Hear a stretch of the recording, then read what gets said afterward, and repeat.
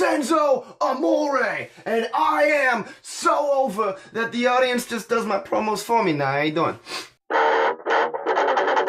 What's up? I'm Pete Last Guy, and this is Raw Emotion, where I take a look at this week's Monday Night Raw, and I tell you a little bit about what I think and a lot about how I feel. Let's just get right into it with the opening segment about the list of Jericho. There was some drama with the list. It went missing. Who stole it? Seth Rollins stole it. I'm not going to break down the whole thing. It was a pretty straightforward segment. Again, these three, very good. Maybe we're seeing a bit too much of them in the build-up to Hell in a Cell, but I don't know if you can see too much of Kevin Owens, Chris Jericho, and Seth Rollins. There's just not much to say about it. It was good. Moving on. We got some tag team action between Enzo and Cass and Gallows and Anderson, and boom, guys, here's the thing. I said this last week, and again, I'm going to keep saying it until you start fixing it, but I'm not going to take these guys' gimmick as these guys, oh, we're so dominant, we just roll through and we just hurt people, oh, we mess people up. I'm not going to take that seriously if you don't give me a reason to. First of all, they have to win. They did not win this week. They did not win last week. They haven't won much at all since they debuted in the WWE. They have to be winning matches if I'm going to take this gimmick seriously. And also, they can't be feuding, okay? They can't be feuding with Enzo and Cass right now if their whole gimmick is we just roll through and beat people up. You can't focus on a certain team. Have them show up left and right, beating people up backstage, in the ring, all over the place, but you can't feud. Which is to say nothing of the fact that Enzo and Cass got a heel win out of this match, with the Cass, interfering when he should not have been interfering. The whole thing is a mess. It's a mess. But speaking of tag teams, we got another Cesaro and Sheamus match against the New Day. That is, Big E and Kofi Kingston with Woods at ringside. And when Cesaro and Sheamus came out, I legitimately had the thought, and I wrote this down in my notes, like, I'm getting tired of this. I hate to say it, but I'm getting sick of these guys. It's the same thing, because they came out and did that, like, oh, I'm stepping on your intro, but you're stepping on my intro, and blah, blah, blah, blah, blah. But then over the course of the match, something wonderful happened. They began to actually come together and started working together and playing off of each other in a positive way in the ring, and they ended up with the win because of it. Pretty cool. All I would say is that this comes a little bit late in the story arc, because they've been stretching this, oh, we don't get along thing out for way too long, I feel like. And I feel like it's just now, like, it's just kind of rushing into, like, the, oh, but now they're friends. Or not really friends, but, like, oh, they can at least wrestle effectively. But still, they can wrestle effectively now, and I love that. So, you saved it. You barely, but you saved this storyline. Throughout the show, Michael Cole and anybody else who mentioned the upcoming Hell in a Cell pay-per-view made a point of saying that it has a triple main event. And I have a problem with that. First of all, that's not a thing. You can't have a triple main event. That's just not, that isn't how it works. You can't just make up new things like that. Stop it. Secondly, just have the guts to make the women's match the main event. Come on, just take the step, man. People will love it. The fans will love it. You've built it up so much with this whole women's revolution thing. Just do it. Just dive right in. Come on, have some guts, guys. Don't, oh, it's a triple main event. But speaking of that triple main event, I want to talk about Rusev and Roman Reigns. First of all, it's been this way for a few weeks, but Rusev without a mustache is weirding me out. It's not objectively a bad thing. It's just, it's like when your dad shaves, It's who is this man? I don't know you, Bulgarian Wolverine. But they both got to cut little backstage promos into the camera, and still, Rusev is the good guy here. Still, I'm holding to that. And you know what?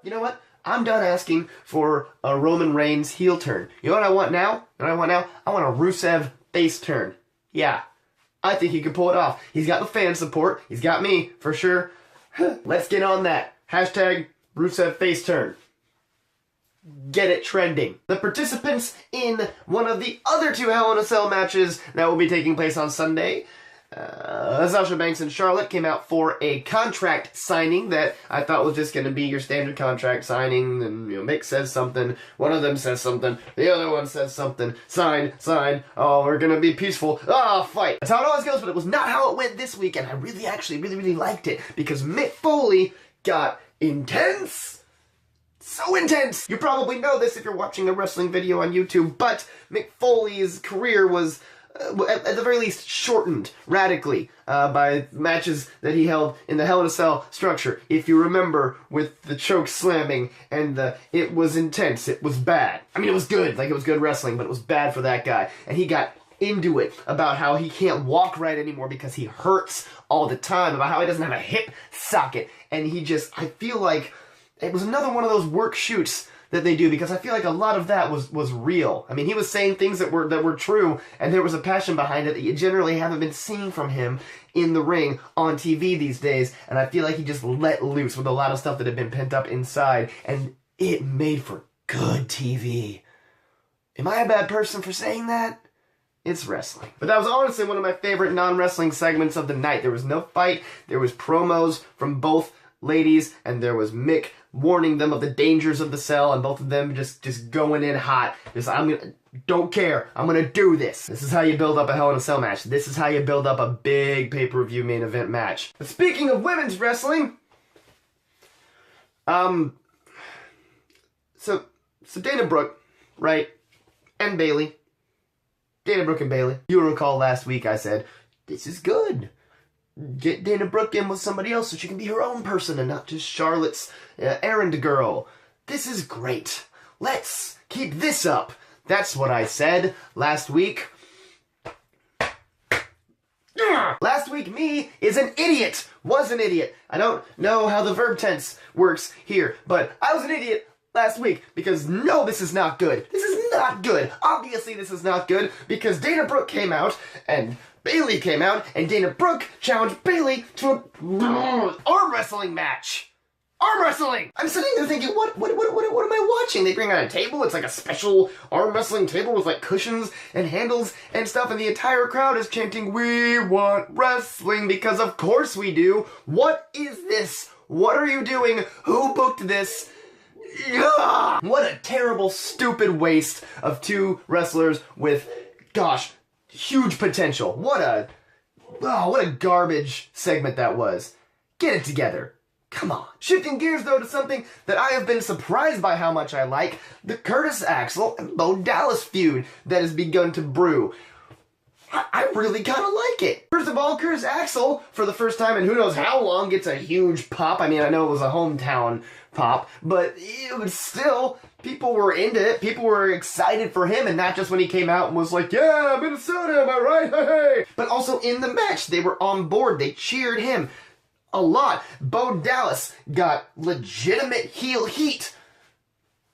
This is looking good. It was a bit of a short match, and I get that they're, again, trying to build up Bo as this really strong wrestler, and that's fine. It wasn't a squash or anything, so I'm okay with it, and it builds their storyline, and it gets to show Curtis and Bo as wrestlers who are strong in the ring, and getting a lot better on the mic, especially Curtis Axel. So I'm back to taking them seriously, but you know who I'm not taking seriously right now is the people involved in this Golden Truth / Mark Henry versus Shining Stars / Titus O'Neil thing, because we got the same match, basically, that we got last week, only Titus and Mark Henry weren't in it.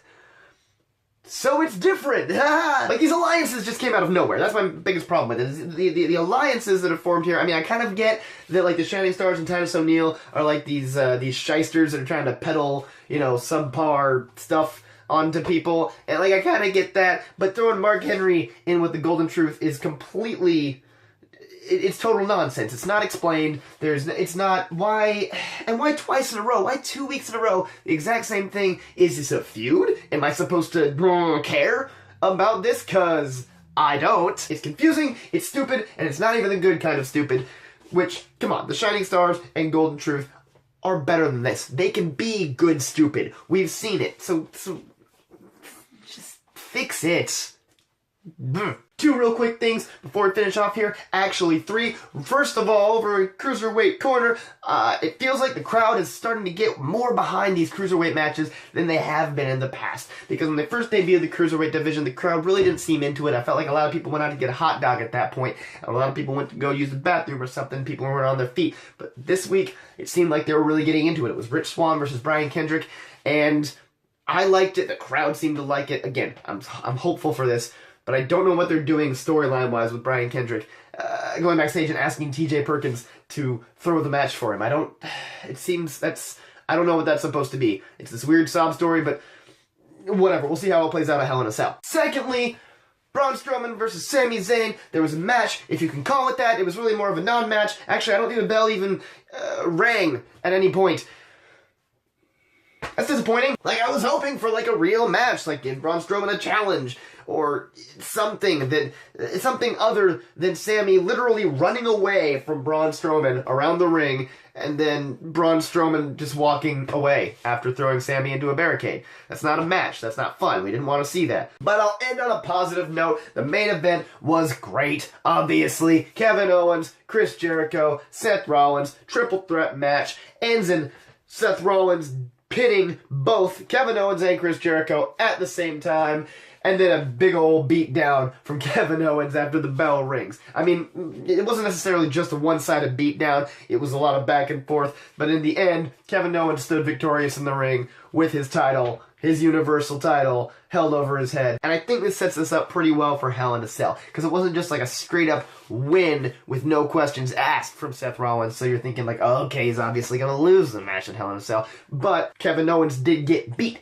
So we're still not sure he's going to win the match at Hell in a Cell. This could still be anyone's game. I'm still going to say it's probably going to leave it on Kevin Owens. They're probably going to keep that title on him for the time being, but I would be excited if Seth Rollins got it too. There's no way this match can be anything but great, in my opinion. So I'm looking forward to Hell in a Cell. This was a pretty good go-home show, at least for the wrestlers that'll be involved in the pay-per-view.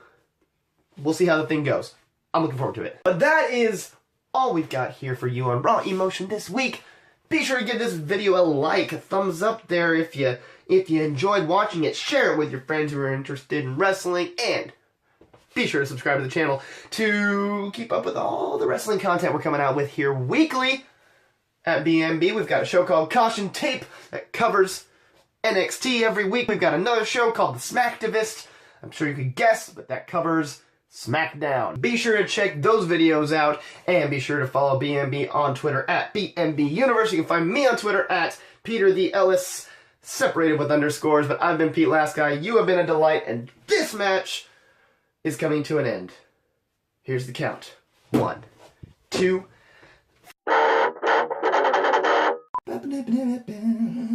Maybe we're seeing a bit too much of them in the